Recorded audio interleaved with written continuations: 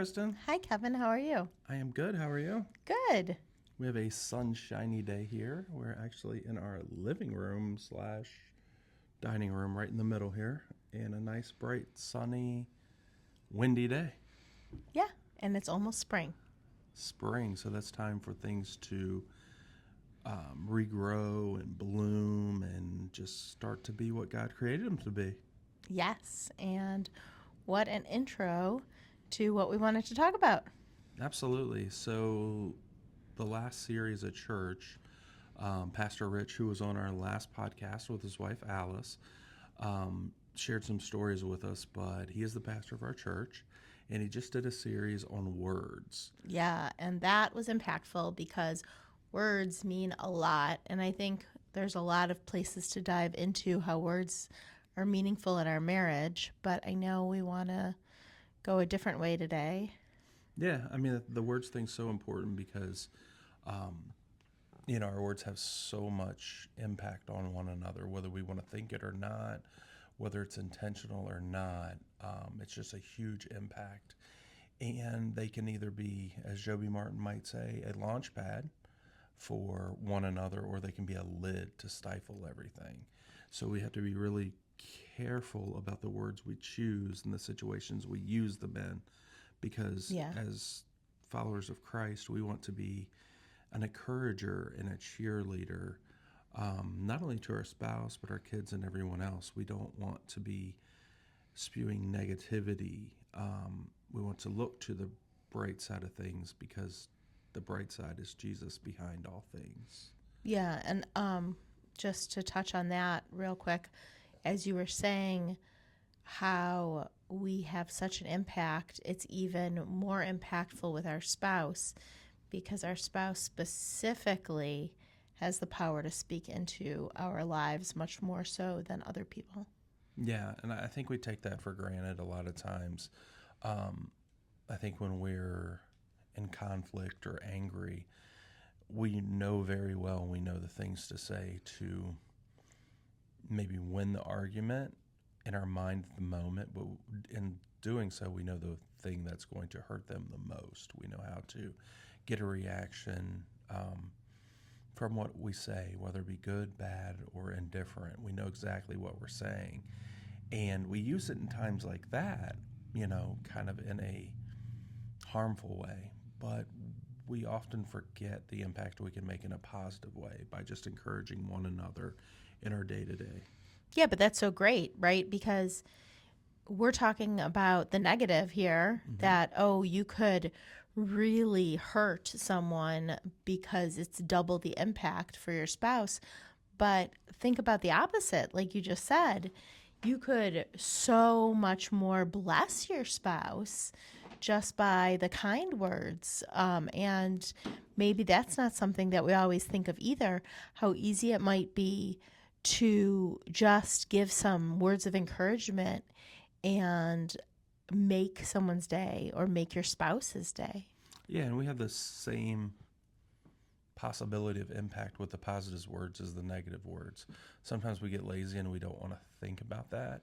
But honestly, think of how quick we can use our words to hurt someone or just end something or get a point across in a negative way, but we can also do it in a positive way. We can be an encouragement, can be uplifting, we can just show a love, we can give them, sometimes it doesn't even have to be words, it can be a hug or a kiss or just holding hands or things like that. And we really miss out on those nonverbal things, but the verbal ones are more obvious in what we miss out in the day to day.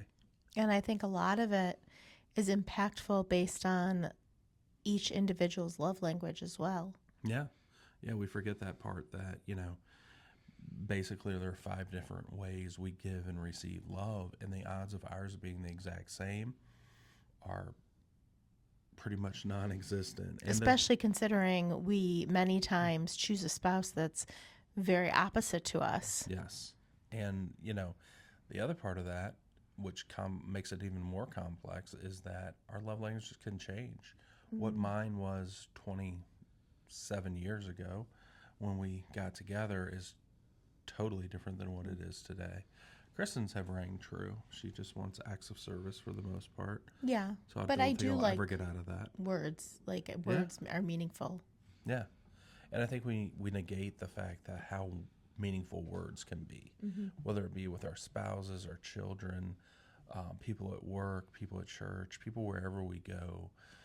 We've kind of numbed ourselves to that. And it's like we don't want people's words to matter to us so much, so we don't use our words to the potential they have. Yeah, that's good. So this week we're starting a new message, and it sort of played on a little bit about what Pastor Rich was talking about last week. And I love that he's continuing it because in one of my prayer moments this week, I really felt like it was highlighted. And it's one simple word. Mm-hmm. Be. Yeah. So, what in marriage does the word be mean to you? Well, I think in the simplistic form, it means to be who God created me to be the husband that God created me to be for you, to be the friend, the lover, the guidance, the support, the everything, I guess, because God doesn't just call us to be husbands and wives. That is one of the greatest calls and one that we talk about all the time. But God calls us to be Christ-like, to be sacrificial, to love completely, which really does take us like to Corinthians, where we have the love chapter. And I think in marriage, that's one of the easiest way we can look at it. God's calling us to be all those things.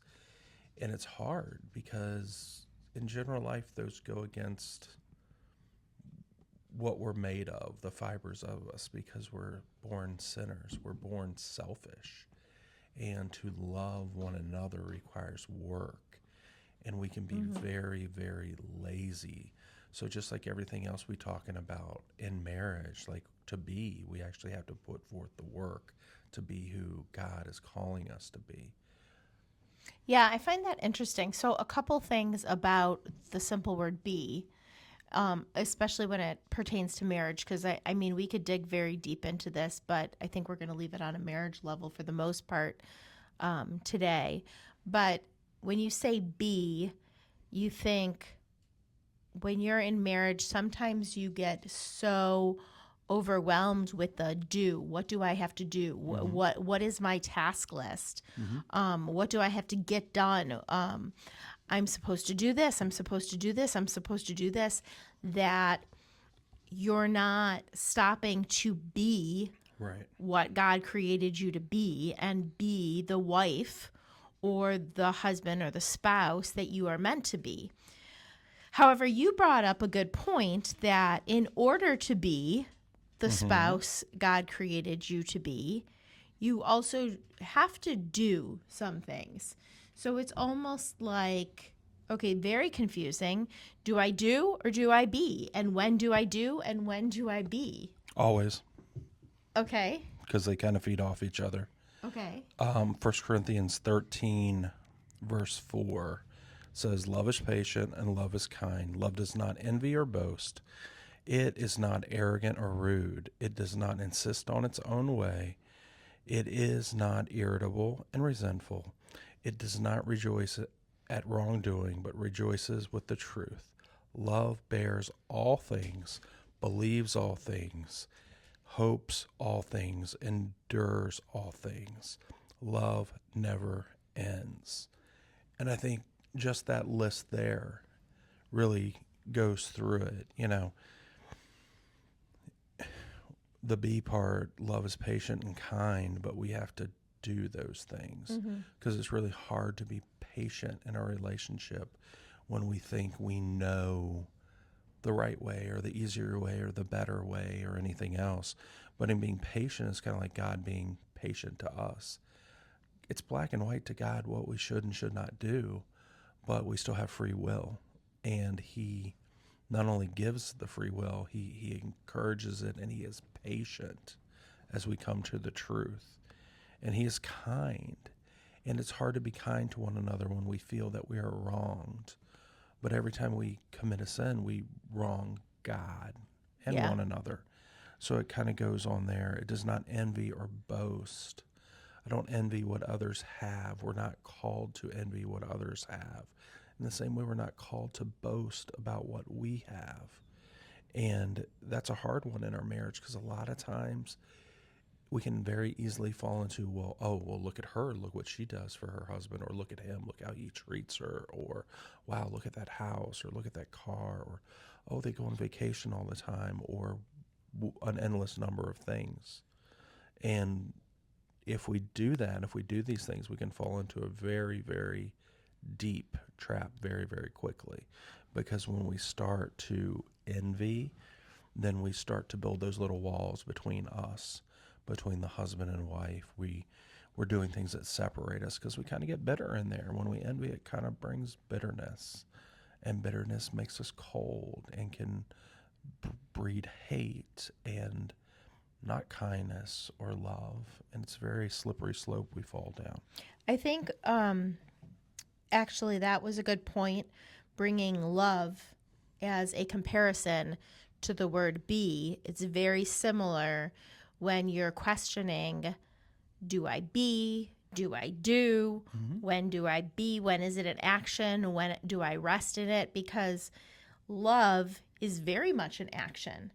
Every day we wake up, we love. Yes. We work at love. Love is work. If we just sit back, love may stop because we're doing nothing. We're letting love just atrophy, correct? However, God is love at all times. And there will be a season and a time for you to just rest in God's love. And God will want you to sit and rest and experience his love as well. And that's very similar to be. There will be times for you to just be, just sit, just allow God to speak to you, and don't do. But there will also be times to be bold, be the wife that God is calling you to be intentional. There is a lot of action in that, as well as being restful. So Yeah. very similar. There in verse 4, it goes on to say, it is not arrogant or rude. So that means we need to not be arrogant or rude, which honestly, I think all of us at different times in a relationship, we have a tendency to do that. If That's things our aren't, selfishness coming through. if things aren't going the way we would like, or the way we see it, or whatever, we can be very arrogant that we know the answer, and we can be very rude and demeaning to our spouse as well. It goes on to say, it does not insist on its own way, which goes against everything we have in culture right now for pretty much, whatever you think, that's okay. Whatever way you want to go, that's okay. But And I think a lot of that is because people are just afraid to hurt others. yeah, And so afraid to hurt others that they accept anything of their own way. right. But in reality, they don't. Like, we may say that, and that may be the end game, But it's a to lie. to a liberal Yeah. side, and I'm not saying like politically, but to Okay. a more free side, I guess. But in the end, even in that, we want to accept everybody to have their own way, unless their own way infringes upon what we believe. And then we kind of draw a line there. It's like, well, yeah, you're free to do whatever, as long as it doesn't involve me and what I actually believe. And that line gets very, very muddy, and things take twists and turns and stuff, because it's not easy. It's not as easy to say that as it is to do that. Well, eventually there will be a time when something does come to a head and infringe upon So someone else. So that's the next one. It is not irritable or resentful. And when those things infringe upon what we think is right, then we can get very, very irritable. And when we see things going a way we don't like, or maybe it's going better for the people we don't agree with than the ones that we do, we can get pretty resentful of that. So it does all Like these I've things. done everything right, but yet Hmm. that's where I feel is the downfall of comparison. Yeah. Yeah. Tit for tat or any of that kind of stuff. It just doesn't work. In marriage, we talk about it that it's not 50-50. It's not anything else. It's 100-100. Because for me to Kristen, our 50-50 looks a little different in our minds and our thoughts. And even our 100-100 looks different. But the bottom line is if we're both giving 100% every day and we trust that they always want the best for us, we know we're putting forth the effort. Even when we might not see it in the moment, we know that it's going on there. And some days I got to do a little more, and some days she has to do a little more. But in the end, we're both giving our 100 working towards Christ. Well, that's comparing with each other, but then we also have that danger of comparing with other people's marriages too, Mm-hmm. because everyone's marriage is unique, Mm-hmm. and God is calling you into union with your spouse, Yeah. not very uniquely in a Mm-hmm. unique path, and it's not going to look the same way Right. And as someone else's. I think that's a very dangerous one too. That, we have 4 little girls, and well, they're not so little anymore. But when they were growing up, they all wanted to be the Disney princess. They wanted to be different ones, but they all wanted to be the princess. And then the princess, all the stories of the princess, it's very simple. There's a problem, whatever. The prince comes in, sweeps them off their feet, fixes the problem, and they live happily ever after. And I think that's kind of the story of society as well, that we have this false sense of what love and marriage really looks like. And the minute it doesn't fall into that happily ever after, we're ready to have an escape plan. But that happily ever after is perpetuated by our view of other people. It's not really realistic because if we look to the word, then we see God says it's not easy. There's nothing in our life easy. And we want easy. We don't want to put the work. And we can see people who've been married for 5 years and man, I really want what they have, or 10 or 20 or 50 or whatever it is. But we're only seeing that little tiny snapshot, the highlight reel that we really see. We don't know about all the hard work and pain and trials and that have gotten them to where they are or might be right there. We just don't see it right now. Well, I think the one thread that in talking to couples that is commonplace through every marriage is that people all agree it is hard. Yeah. Marriage is hard. Yeah. And if you're being honest, it is just hard. Yes. It's hard. Yeah, absolutely. It goes on to say, it does not rejoice at wrongdoing, but rejoices with the truth. And I think that's really a hard one, too. Like sometimes we can come into a place in our marriages where we're just kind of fed up and we want the other one to fail. We want them to. You don't ever want me to fail. No, never. We want them to fail because, we feel we just can kind of feel irritable and resentful and all those other things. We can be distracted by our own sin nature. We can want those things. So we're like, oh yeah, well, I'll show you. And then we think, oh, when they do fail, then we'll get our way. Then we'll get the better half. We'll get the whatever. We'll get the upper hand. You're a mean guy. I'm not saying me. I'm just saying that's the way it goes. I know a guy. But we do. We kind of can rejoice. We can kind of anticipate and take it out of our marriage. Maybe it's the people at work, the guy who you're going against a job with, and you're just waiting for them to make a mistake so that you can get that point. Or maybe it's your kids. Maybe they're trying to get a scholarship or their team's trying to win or something like that. And while we may not say we rejoice in those things when something else goes bad, I challenge you that in our hearts we do, because then it's like, oh, we've got the upper hand. Oh, we can win. Oh, they can win, and all this kind of stuff. And I think that's just part of our selfish sin nature that happens. And Wait, you're saying you want your kids to lose? no, a I want my game? kids to win. I want the other team to lose. Oh, well, but that might be okay. I mean, we always want a team one team to lose. We want the team that we're rooting for to win. Yes. Anybody but the Bills. Oh my gosh. Enough. Don't start. So love rejoices with the truth. And that's kind of hard because we often live in a world of darkness. You know, Christ calls us to be the light. We're supposed to be the light, the truth. And the Bible tells us that nothing will remain out of the light. One day everything will come to the light.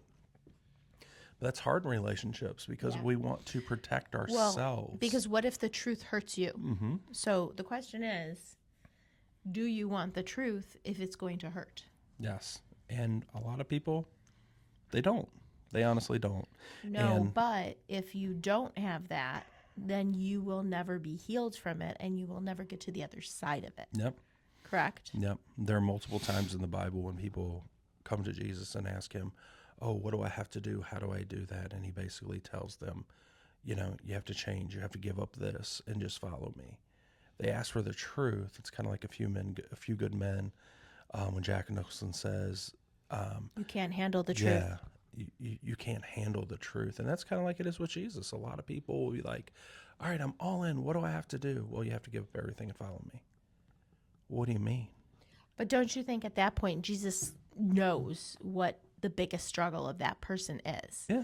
And he's like not afraid to call it out Yeah. lovingly, Yeah. but What about your marriage? How many times do you get to that? And I'm not talking about you personally, but I'm talking about everybody. That we come into this fantasy land and it's like, oh, I'm going to live happily ever after. But when the truth and reality comes, we're so quick to be able to turn our back and So, not want that's actually a good the point. truth. Because I think that's why a lot of marriages get to this point where they're fighting, and it's almost like they're not fighting over the actual issue anymore. Right. They're just at each other because they don't want to go through they're doing anything to not Yep. tackle that issue. Yeah. And you almost have all these little baby walls built up so much Yep. that you have to break all these down, and you actually have the real wall to break down Yep. before you can ever proceed. So Yep. it's like so much harder than if you just took care of that first. You wouldn't have had all that garbage to go through. Like, I feel that that happens often. Absolutely. And I think when we look at it this way, if we read the Bible, it also says that God is love. Right. You know, for God so loved the world, he gave his only begotten Son so that whoever believes in him could have eternal life and no death and things like that. And it does say, you know, God is love, and this is how God shows us this and everything else. And what are we called to be? I remember a couple years ago we did the Practicing the Way by John Mark Comer. We did the study for that Yep. and led that, and we'd heard great messages on it and everything. But when we went through it, I think it really drove it home. I know it did to me that, you know, in the church, in the early church, there weren't Christians. And while there were disciples, they're not what we would really think now of it. They were followers of the way. And what was the way? That was Jesus. He was the way. Go back in the scripture, it says the way, the truth, and the life. And that's what we're called to imitate is Jesus in the way, who sacrificially gave his life for all of us, who bared all sin, who took on all pain and evil and everything else, who went to the desert and alone and had that epic battle from within with the devil and then came back and really started his ministry then. And that's what we're called to be. We're called to be like Christ. We're called to give every day of Right. ourselves. And that's a good point, because the way is what we are to follow, To be. that's yes, exactly, and disciples. So Yes. the way, the truth, and the light of the world, so that we are actually to share with Shine. others. So we are to take that and show others and tell others. And that sometimes is where people stop. They say, okay, I can follow, but that's not even where he tells you to stop, he continues on because we are to take that to others. Yeah, and I think it really in that verse 7, 1 Corinthians 13, sums all of that up. I think for marriage especially, and I think for life, it says love bears all things. So all the things we face in our day-to-day, all of our thoughts and doubts, all of the good, the bad that we see around us, the challenges, the struggles, everything. Love bears all things. It's kind of like Jesus on the cross. It bears all things. And if we love one another beyond Christ, this is the closest love you have is with your spouse. We believe all things. We believe God's word. We believe the truth. We believe that, he lived a sinless life. He died on a cross in our place. He was buried, and 3 days later rose again, defeating death and the grave, so that we can live with Jesus and God in heaven eternally. So we believe those things. We believe those things together, and that's faith. And what's faith? It's not seeing, it's believing. So we don't have to see those things. We can see it in the Word. We can see it in the world around us sometimes, but a lot of times we don't actually get to see what we believe in. It hopes all things. So we have that hope. We have the hope because guess what? We've read the book. We know how it ends. Jesus wins. Game over. That's it. And he's coming back. And he's coming back. If you don't read Revelation, it's very clear in there. Well, kind of muddy, murky clear, but it's clear what happens in the end. Getting there is kind of hard. And it endures all things. Because and you have to endure things in marriage. Absolutely, because it's not easy. Unless you're married to me. You have to endure a lot of things in marriage because it's hard work. God didn't design it to be. I hear people, well, it's not fair. Why this? Why that? Jesus lived a sinless life. He didn't do anything wrong. But he was tortured and went through pain and struggles and was homeless and was exiled. And he didn't do anything. So why do we think it's fair for us when we do these things? And we may say, I'm not a sinner, I'm not this, I'm not that.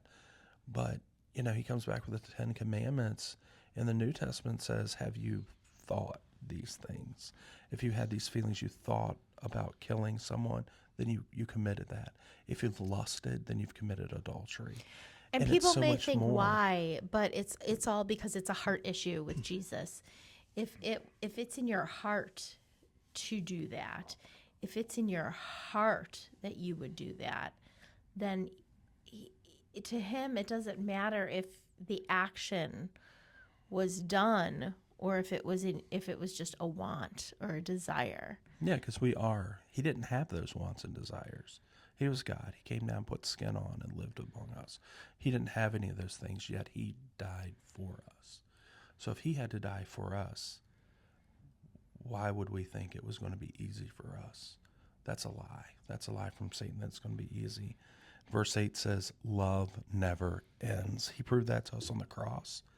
And we need to prove that daily in our marriage because we can get lazy and fall into patterns and stuff like that. But love never ends. That's the B. That's the action. It doesn't end because we're always working at it. Yeah. Every day's a new day. Every day there's something new. Right. There's something exciting. There's an adventure. It's not going to be easy. It's kind of like going through a jungle, or maybe it's running a marathon. Have you done either? I mean, in my life, I've ran 26.5 miles. Not at once. I mean, I'm collectively here. Okay. I'm 50 years old. Gone through a jungle? Well, I've been on the edge of a jungle in Mexico. Does that count? No. I've been through the urban jungle of New York City. No. That's an urban jungle. No. Okay. Anyway. But anyway, so that's kind of what it is. Like, we have to put forth the effort each and every day. Sometimes it's real easy. Sometimes we just get up and we have a really great day. And we can just be. But are we being all we can be? Because that's what God calls us to be. He doesn't call us to be. There's a lot of B's in that sentence. There are. That's the Army. This used to be their slogan for recruiting. But it is. It's like, are we really being what God's calling us to? Or are we being this kind of lethargic, being who just wants what's good and easy for us. There's a big difference there. To be Because honestly, you could go through your life happy and unaware and just going to work and coming home, spending your money, going to the grocery store, playing video games, going, enjoying your weekend, coming back. Like you could literally spend your life unaware of everything and just being. But God wants so much more for you. He wants you to be bold and be courageous and have a faith that is just beyond. He wants to give you things beyond your imagination. I like that you said it that way. God wants so much more for you. Absolutely.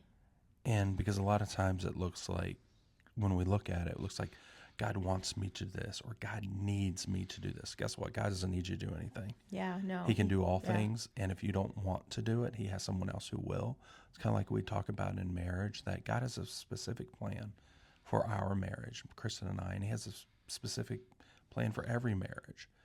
Now that plan is we can only accomplish together, Kristen and I. But that doesn't mean someone else could accomplish that plan If we say no to it, we're not answer the thwarting call. God's plan. Ha ha. Right. Yeah, he doesn't need us for that. Right. He But can we still. need to answer the call in all things, in love, in be, in all those things, to live the life that God has for us, to experience life fully. And that's a really, really hard part. But in the end, it's simple. Like Pastor Rich said, just be. But it's so much more complex than that because we have to be all these different things.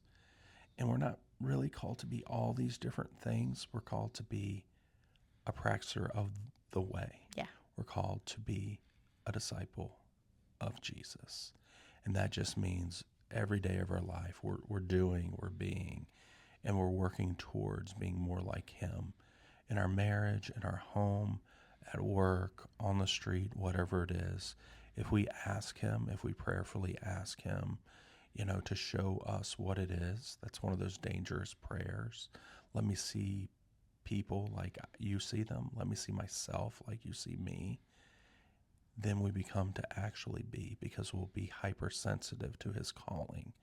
And when he calls us to something, we need to do it, whether it be in our marriage or wherever it is. Don't say he's not talking to us. Don't say we don't know. We do know. And I find that funny because some people are like, well, I didn't know, I didn't hear. And then they'll go back and they'll say, oh, God, what should I do now? But he's still there with that plan. It's not like he's forgotten the plan. He's like, I just told you, so still do that. Yeah, You're not going to like trick him. Yeah, the plan's not our plan. We're not waiting for God to affirm our plan with us. We're waiting for God to give us his plan. And it's so much easier actually when we put it in his hands and say, just close those doors that I shouldn't walk through. Mm-hmm. And then we actually just have to trust the plan. That's funny because we need to have faith. Mm-hmm. We need to have faith that of God's plan. But after we've seen it a couple times, it's easier to have the faith for the future. Yeah, and we need to be faithful to God's plan. But in our marriage, we need to do the same thing. We need to have faith in our spouse that they want and are going to do what's best for us, that they are walking with Jesus, and we need to be faithful to them, just like God. And it's not just us and then us and him. It's a triangle. It's all of us together. The husband, the wife working together, looking forward to God, and him drawing us both closer to him. And the closer we are, the louder we can hear that plan. And that's what's really, really important, because a lot of times everything around us can just drown out that plan. Yeah. So we need to be in the Word. We need to be praying together. We need to be listening. We need to be looking. To just be without the distraction. Absolutely. So short and sweet today. There'll be more soon. We'll see what Pastor Rich has in these messages, because there's a whole lot there to unpack. Yeah. We could see how they relate to marriage. Absolutely. Everything relates to marriage, because marriage is God's plan, and God's plan all works together. So have a great week, guys. We love you. See you soon. Like, favorite, share. Marriage in the Buff. Bye. Bye.